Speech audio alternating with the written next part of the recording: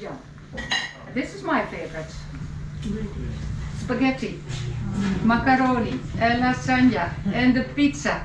Very handy too for the cheese, and you don't waste cheese anymore. In every house.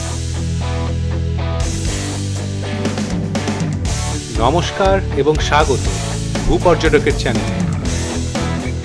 মনে অদম্য ইচ্ছে পৃথিবীর সব দেশে পা রাখার এবং একটু কাছ থেকে দেখা সেখানকার শহর, শহরতলি, গ্রাম, শিল্প, সংস্কৃতি, স্থাপত্য, স্থানীয় মানুষ ও তাদের দৈনন্দিন জীবন।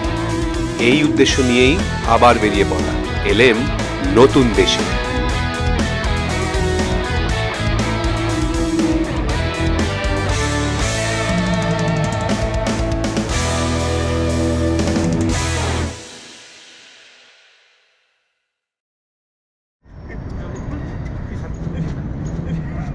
ডিসেম্বরের কুয়াশা ঢাকা ইউরোপীয় সকাল, আর মোড়া ভাঙছে শহর আমস্টারডাম। আজ তৃতীয় দিন দেশ নেদারল্যান্ডসে। মূল শহরগুলো ঘুরে দেখেছি গত দুদিন। আজ চলে যাব আধুনিক জীবন ছেড়ে দেশের ঐতিহ্যবাহী মনোরম গ্রামগুলিতে, যেখানে আজও সযত্নে সংরক্ষিত ডাচ স্বর্ণযুগের জীবনযাত্রা।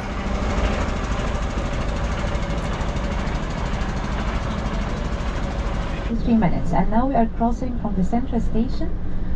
I'm sure many of you have used it already, maybe coming from the airport or even coming. Zaanse খানসের উইন্ডমিল আর কাঠের জুতো, এডামের চিজ, ভলেন্ডাম আর মার্কেনের মৎস্যজীবী পাড়া, সব মিলিয়ে অপেক্ষা করে আছে এক বিশুদ্ধ ডাচ অভিজ্ঞতা। I will tell you a little bit more about the windmills. Then we will go. You can still spot it on the left side. You see the beautiful windmills of Zamseskhans, and on the right side you won't see much, but it's the new factories that I don't like at all. Chocolate factory here and cookies factory, that when they are working we step out of the bus and we smell. আজকের প্রথম stop জানসেস Khan's. এখানে রয়েছে সপ্তদশ ও অষ্টাদশ শতাব্দীর industrial windmill এবং কাঠের জুতো তৈরির কারখানা। ডাচ সংস্কৃতির অন্যতম জনপ্রিয় প্রতীক হল ক্লম্পেন বা ঐতিহ্যবাহী কাঠের জুতো। বহু শতাব্দী ধরে এই ক্লম্পেন ডাচ লোকশিল্পের ঐতিহ্য বহন করে চলেছে। জানসেস খানসে রয়েছে সেই ক্লম্পেনের দোকান ও ওয়ার্কশপ।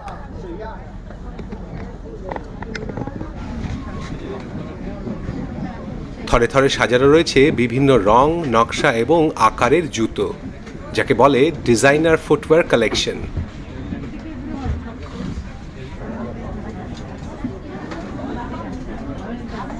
সেকালে ভেজা জমিতে কাজ করার সময় পা শুকনো রাখতে ব্যবহৃত হতো এই কাঠের জুতো। তবে আজকের নাইকি, স্কেচার্সের যুগে আধুনিক মানুষের পা নয়, বরং ঘর সাজানোর জন্য বেশি উপযুক্ত এই কাঠের জুতোগুলি।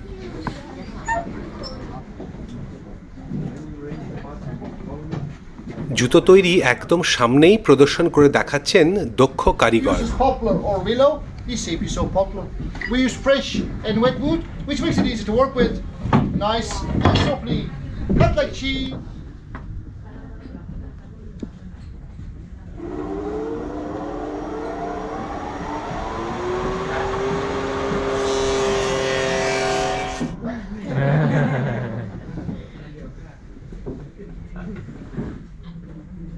El exterior, outside shape.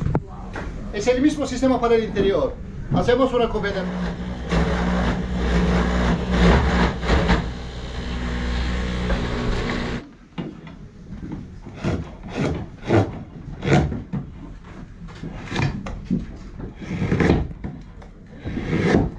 Parece grande. Y así es. কাঠের গুঁড়ি থেকে স্বয়ংক্রিয় এবং ঐতিহ্যবাহী হাত সরঞ্জামের সাহায্যে ধাপে ধাপে দিব্যি তৈরি হয়ে গেল আরেক পাটি। সাইজ মিলিয়ে গলিয়ে নিলেই হলো, আর সাধ্য থাকলে হিরে খচিত জুতোরও স্বাদ মেটানো সম্ভব।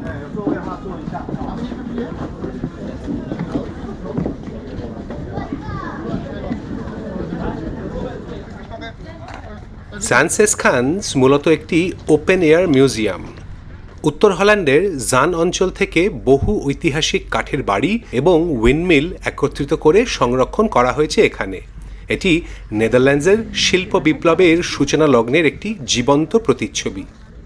দেশের 1/3 বেশি সমুদ্রপৃষ্ঠের নিচে হওয়ায় বেশিরভাগ ক্ষেত্রেই জল নিষ্কাশনের জন্য পোল্ডার হিসেবে ব্যবহৃত হতো উইন্ডমিল, যেমনটি রয়েছে কিন্ডারডাইকের মতো জায়গায়।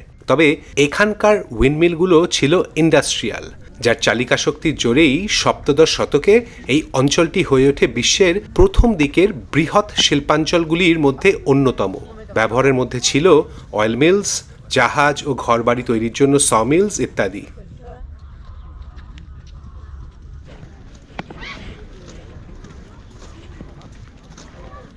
ভাবতে অবাক লাগে যে এই শান্ত উইন্ডমিলগুলি ডাচ স্বর্ণযুগে বিশ্বব্যাপী বাণিজ্যকে সম্ভব করে তুলেছিল।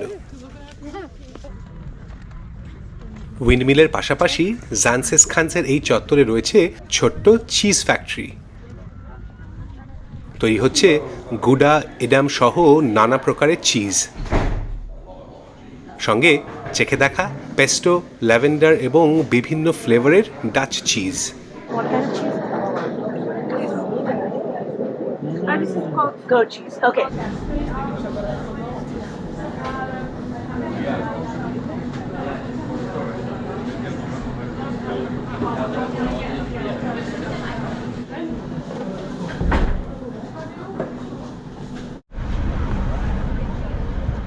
He's also late. He's looking for his bus. জানসেসখান্সের পালা শেষ করে বাস রওনা দিয়েছে পরের স্টপ এডামের পথে, উত্তর হল্যান্ড প্রদেশের একটি ছোট নিরিবিলি শহর, পরিচিত তার ক্যানাল, কাঠের সেতু এবং অবশ্যই লাল বলের মতো দেখতে এডাম চিজের জন্য।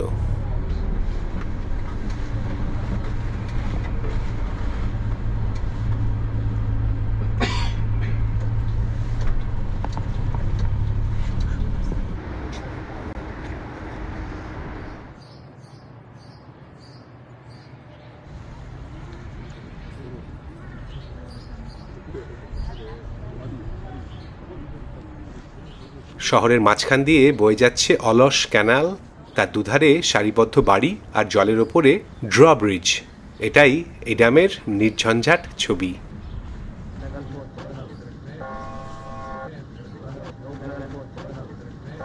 내가 해봤는데 빠지더라고. 조심해야 돼.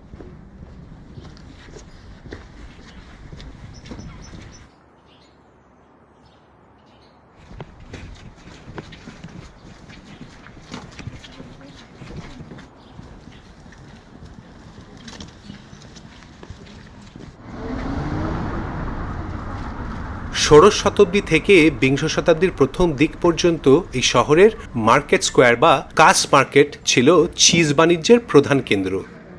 কৃষকরা নৌকায় করে চিজ নিয়ে আসতেন, যা পরিমাপ ও বিক্রির জন্য পরে ঘোড়া টানা গাড়িতে করে আনা হতো। সেই ঐতিহ্য বজায় রেখে গ্রীষ্মকালে এখনও বসে চিজ মার্কেট। ঐতিহাসিক পোশাক পরিহিত বিক্রেতারা ফুটিয়ে তোলেন পুরনো দিনের প্রাণবন্ত দৃশ্য।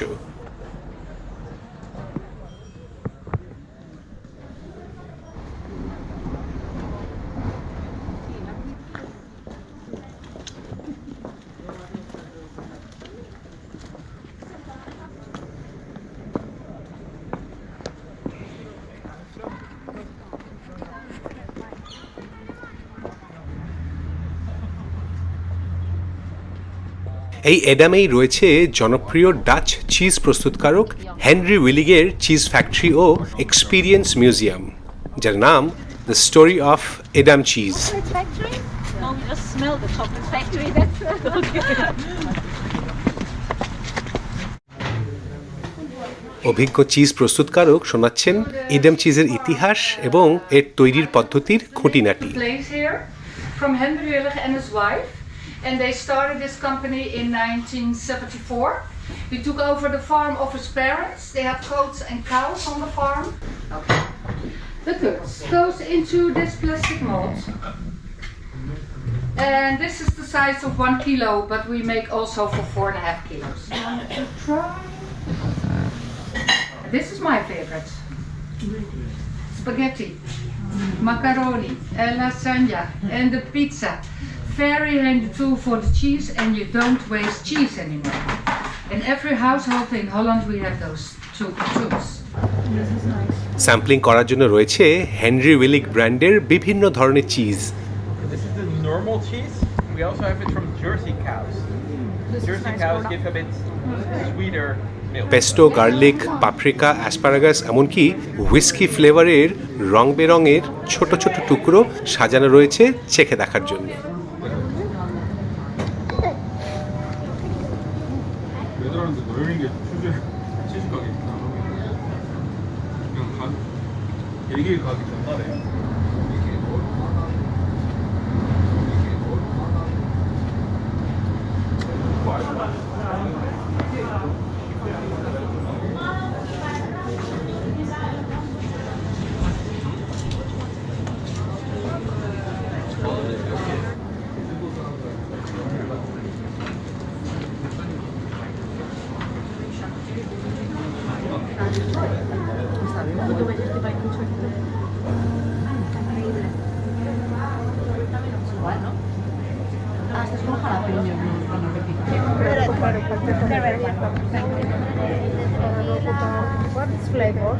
Those are rosé wine, white wine, or red.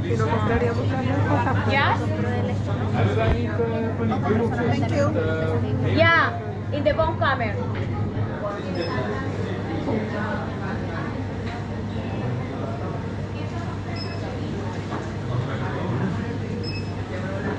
Right, already just watch out when you get outside. There's a bike lane, so try to stay on the side of it, not in the bike lane itself.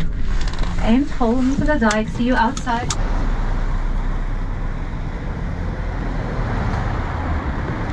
Adam থেকে এবার পরবর্তী stop ভলেন্ডাম, উত্তর হল্যান্ডের একটি মৎস্যজীবী গ্রাম।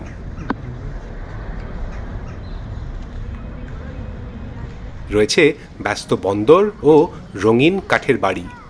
গ্রামটিকে প্রায়শই Dutch রোমান্টিকতার প্রতীক হিসেবে দেখা হয়।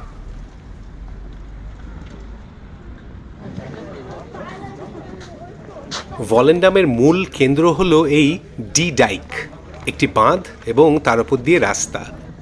বন্দরের জলরাশি থেকে শহরটিকে আলাদা করেছে এই বাঁধ।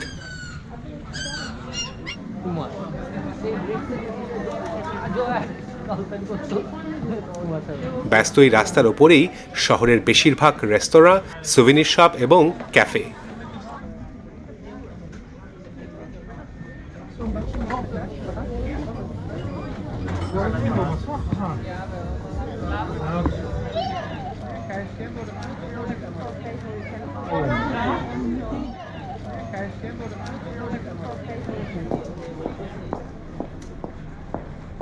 বাঁধ থেকে দেখা যায় বন্দরের দৃশ্য আর সারি সারি মাছ ধরার নৌকা। একসময় এই গ্রামটি ছিল ইউরোপের মৎস্য শিল্পের একটি প্রধান কেন্দ্র।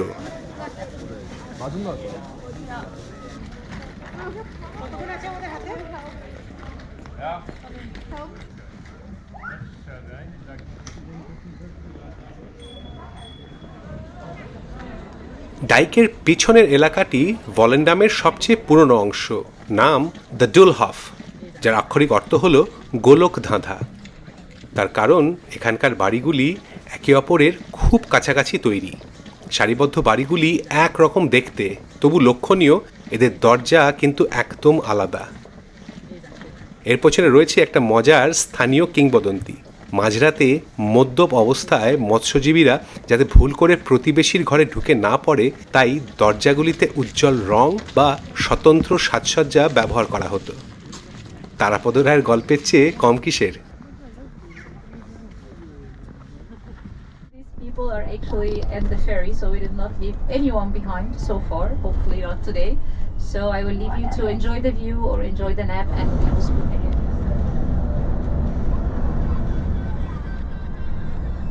বিকেল হয়ে এসেছে। ভলেন্ডাম থেকে এবার আজকের শেষ স্টপ গ্রাম মার্কেন। একসময় এটি ছিল একটি বিচ্ছিন্ন দ্বীপ। 1957 সালে একটি দীর্ঘ বাঁধ বা ডাইক দ্বারা মূল ভূখণ্ডের সাথে যুক্ত হওয়ার পর এটি এখন একটি উপদ্বীপ বা পেনিনসুলাতে পরিণত হয়েছে। এর বিচ্ছিন্ন ভৌগোলিক অবস্থার কারণেই মার্কেন তার অনন্য ঐতিহ্যবাহী স্থাপত্য এবং সংস্কৃতিকে সযত্নে সংরক্ষণ করতে পেরেছে।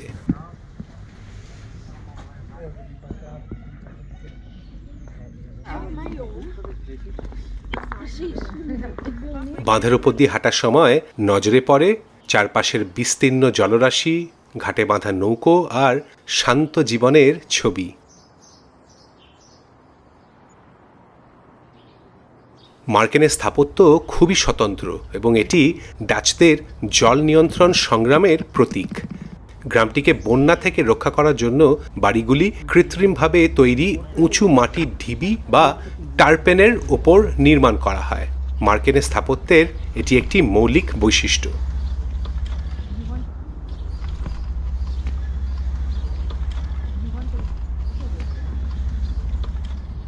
দিনের আলো পড়তেই আস্তে আস্তে জ্বলে উঠছে বড়দিনের বাতি।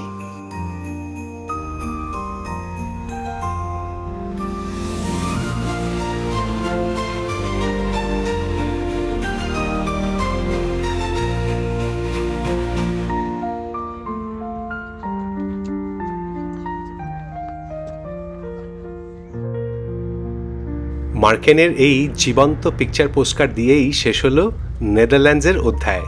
এরপর চলে যাব নতুন দেশ বেলজিয়াম। সঙ্গে থাকুন ভূপর্যটকের চ্যানেলে।